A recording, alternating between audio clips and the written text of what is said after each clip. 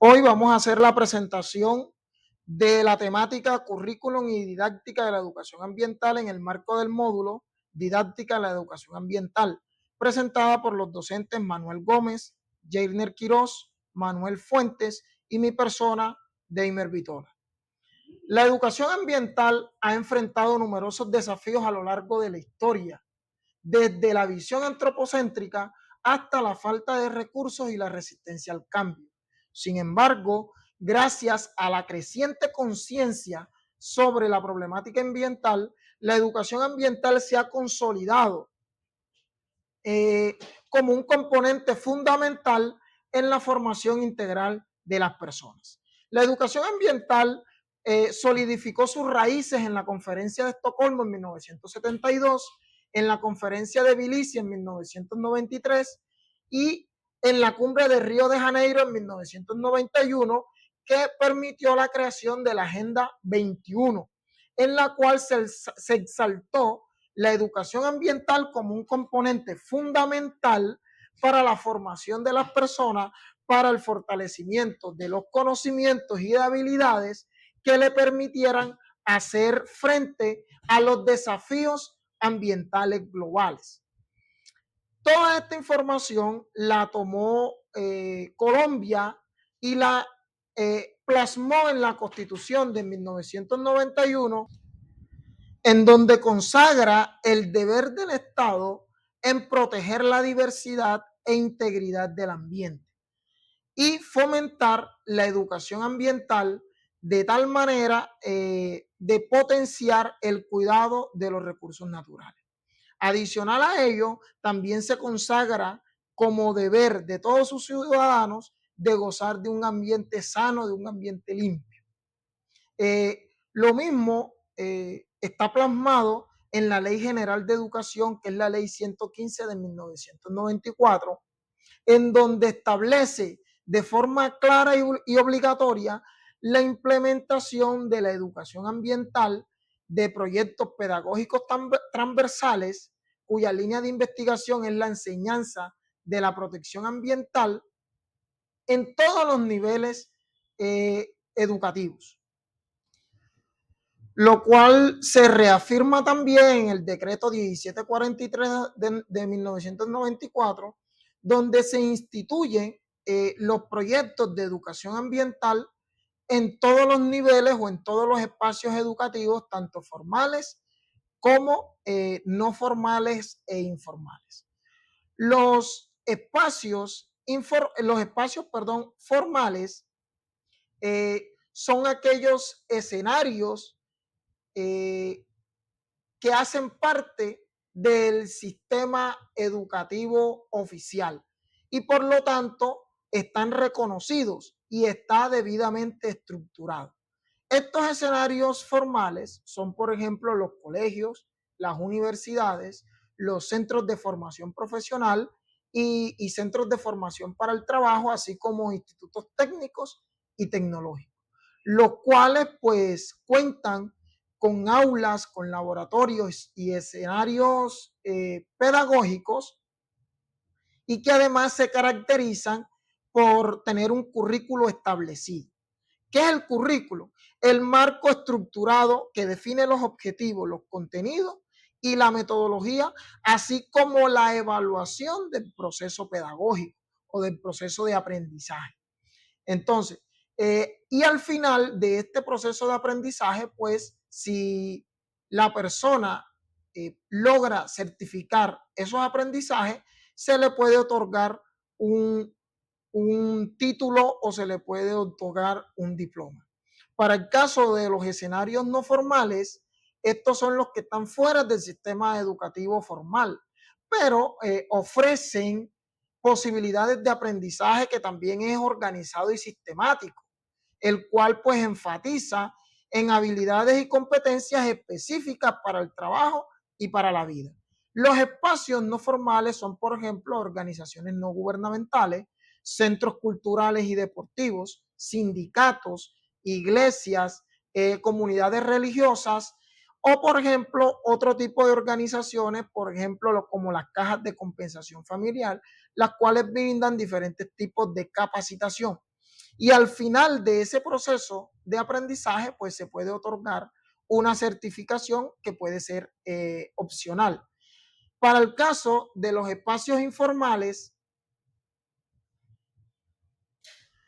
son entornos de aprendizaje espontáneo y no estructurados que se generan en la vida cotidiana, tales como, por ejemplo, en las reuniones familiares, en las reuniones con amigos, que se transmiten a través de los medios de comunicación, en la comunidad en donde vivimos, en el trabajo y todo ese tipo de escenarios. Buenos días. Seguimos con el tema currículo didáctica en la educación ambiental. Continúo con la temática que concierne a las estrategias y recursos. Mi nombre es Manuel David Gómez Wilches. En estas estrategias y recursos tenemos tres que son fundamentales y las tomamos de aprendizaje activo, participativo y de reflexión. Pero para entender esto de estrategia debemos conocer el concepto. Recordemos que una estrategia es una acción que realiza un docente con el objetivo de facilitar el aprendizaje en los estudiantes, que esto contribuye al desarrollo académico para él. Como lo menciona Fink 2003, el aprendizaje activo abarca un conjunto de métodos que comparten e involucran al estudiante en tareas tales como análisis, síntesis, evaluación, desarrollando en él una actitud de reflexión sobre la acción que realiza en el momento donde se encuentre. Eh, el aprendizaje activo presenta unos beneficios, como por ejemplo, se trata de que el estudiante y el maestro eh, hagan una interacción uno a uno. Quiere decir que reciban esa retroalimentación frecuente e inmediata, la cual le permite que las actividades de aprendizaje sean más activas. El estudiante aprende de una manera colaborativa, esa es otra forma también de beneficio, interactuando con otros estudiantes, con la participación más, digamos, profunda del contenido que se esté desarrollando en el momento, mostrando una habilidad social en ese espacio donde se encuentra. También la enseñanza es más inclusiva. El estudiante, con el estilo de aprendizaje que genera, recibe una enseñanza más personalizada.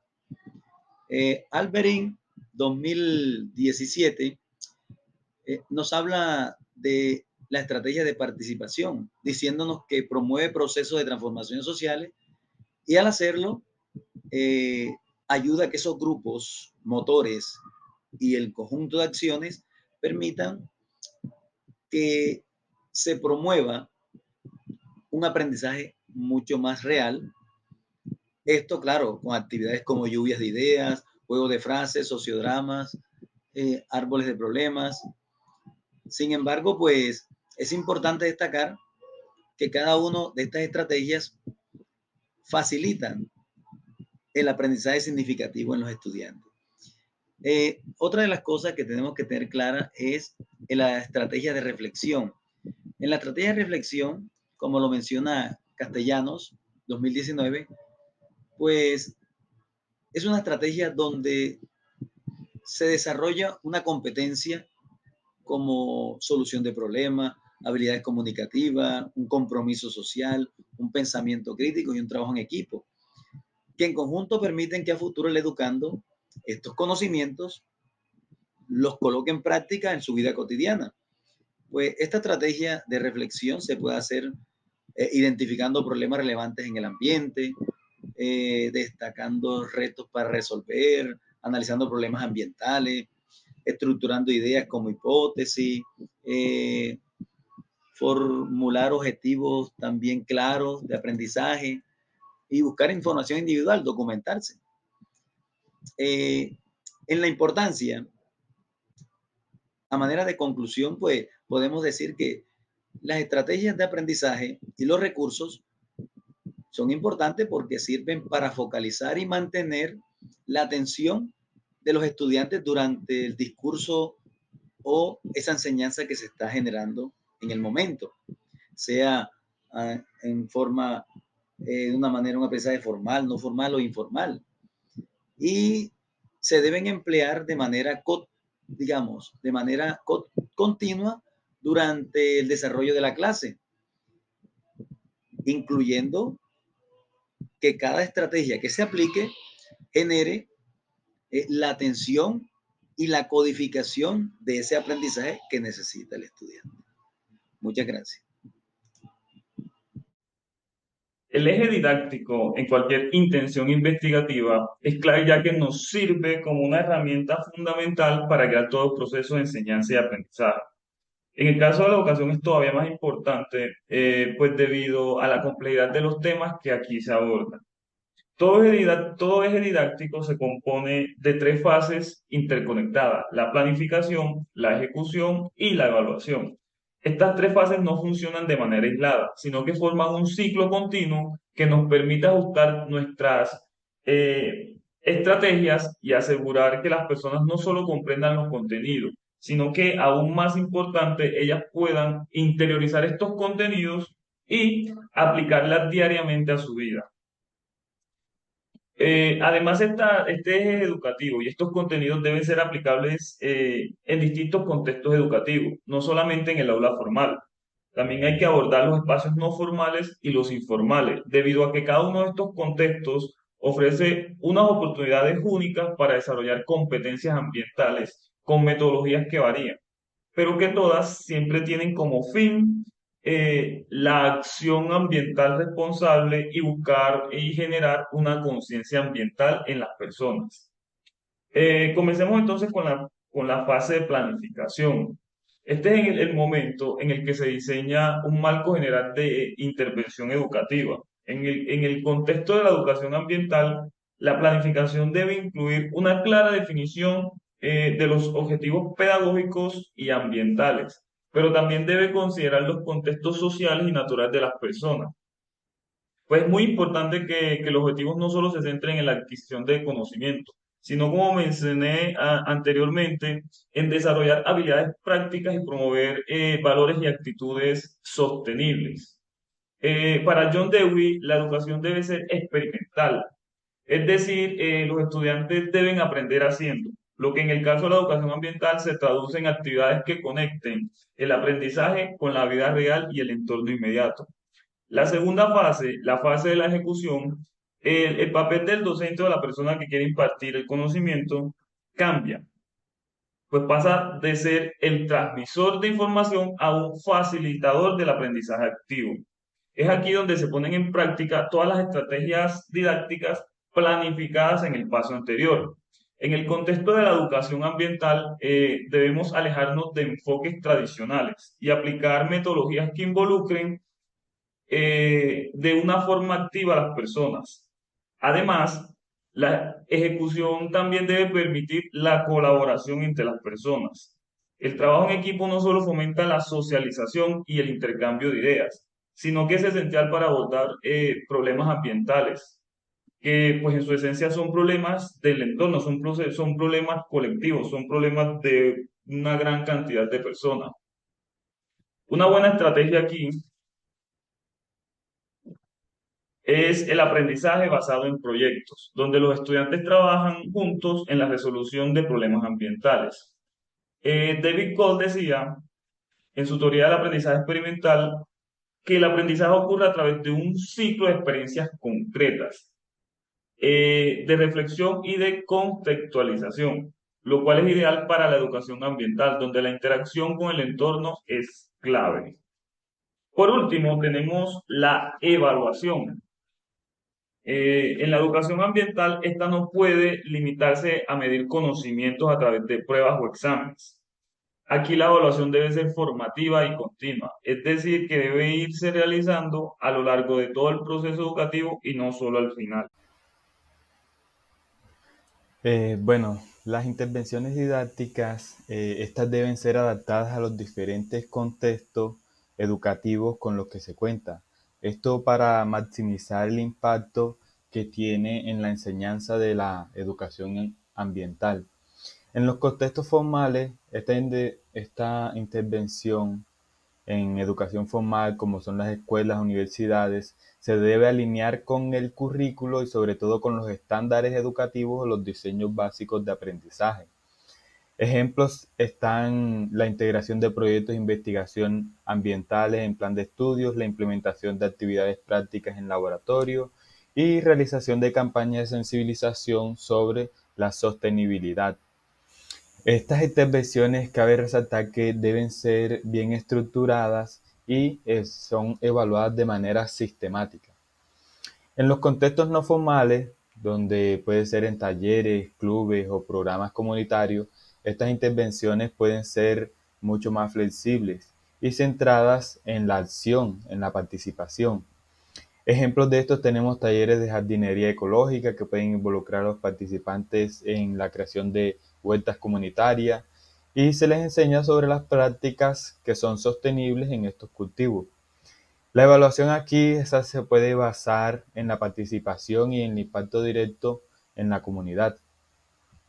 Por otro lado, en los contextos informales, como lo es el hogar o en los medios digitales, las intervenciones son menos estructuradas, pero igualmente son importantes porque tienen un impacto directo sobre las personas. Actividades que se pueden realizar en los contextos informales son la participación en campañas en redes sociales sobre la sostenibilidad, la visualización de documentales ambientales o la adopción de prácticas sostenibles en el hogar que pueden tener un impacto significativo. En los contextos informales, la evaluación puede ser de manera subjetiva, puede ser basada en la autoevaluación y se puede ver el cambio observado o el que se esperaría cuando se hacen ese tipo de campaña en los contextos informales. Cada tipo de intervención debe estar diseñado para ser relevante y accesible en su contexto específico, que se promueva efectivamente la educación ambiental. Esto fue un poco de la bibliografía usada en esta presentación acerca de los temas presentados. Muchas gracias.